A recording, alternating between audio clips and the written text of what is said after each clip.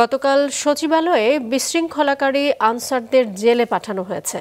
উপদেষ্টারা বলছেন, আন্দোলনের নামে বিশৃঙ্খলা তৈরি করাই ছিল আনসার সদস্যদের উদ্দেশ্য। রাজনৈতিক দলগুলো বলছে, আগামী 1 মাস কোনো আন্দোলন নয়, কড়া পাহারায় থাকবে ছাত্র জনতা।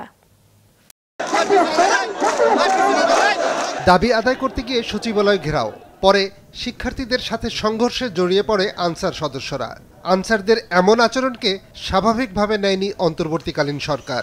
সরকারি কাজে বাধা দান, দাঙ্গা হাঙ্গামা, বেআইনি সমাবেশের অভিযোগে পুলিশ বাদী হয়ে প্রায় 5,000 অজ্ঞাতনামা আনসার সদস্যের বিরুদ্ধে মামলা করেছে।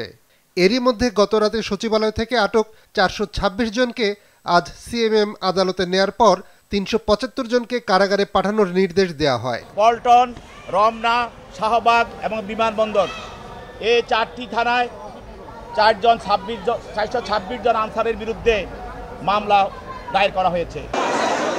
আন্দোলনরত আনসার সদস্যদের সাথে রোববার রাতে সংঘর্ষে গুরুতর আহত হন বৈষম্য বিরোধী আন্দোলনের অন্যতম সমন্বয়ক হাসনাত আবদুল্লাহ সহ কয়েকশো। প্রথমে ঢাকা মেডিকেল কলেজ হাসপাতালে ভর্তি হলেও পরে উন্নত চিকিৎসার জন্য সিএমএইচে নেওয়া হয়। সকালে আইন উপদেষ্টা আসিফ নজরুল, শিক্ষা উপদেষ্টা ডক্টর ওয়াহিদউদ্দিন মাহমুদ ও জ্বালানি উপদেষ্টা ফৌজুল কবির খান আহতদের দেখতে হাসপাতালে যান। তারা জানান, অস্থিরতা তৈরি করতেই এই আন্দোলন। তারা এমন একটা অসম্ভব দাবি তুলেছিল, অবাস্তব এবং অসম্ভব দাবি তুলেছিল গণ্ডগোল করার জন্য, এবং আমরা সারা সচিবালয় ঘেরাও করে রেখেছিল। হয়তো আরও অনেকে যোগ দিত, একটা ভয়াবহ পরিস্থিতি হতে পারত। দাবি আদায়ের ছদ্মাবরণে বা বিভিন্ন অজুহাতে, বিভিন্ন ছদ্মাবরণে যারা এটাকে নস্যাৎ করতে চাবে তাদের বিরুদ্ধে আমরা তো প্রচলিত আইনে ব্যবস্থা নিব।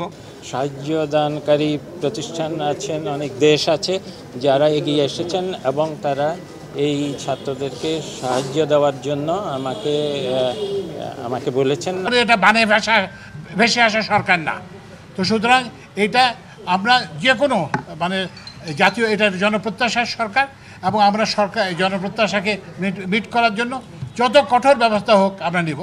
ঢাকা মেডিকেল কলেজ হাসপাতালে আহতদের দেখতে যান জামায়াতে ইসলামীর আমির ও গণ অধিকার পরিষদের সভাপতি।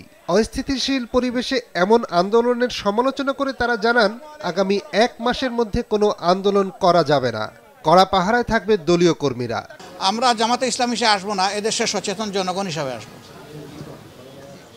এবং ছাত্রদেরকে বাদ দিয়েও আসবো না, আমরা তাদের সহযোদ্ধা হিসাবে আসবো। যারা নৈরাজ্য করতে চাবে তাদের জন্য আমাদের 24 ঘন্টা টিম পল্টন প্রেস ক্লাব সচিবালয় এলাকায় থাকবে।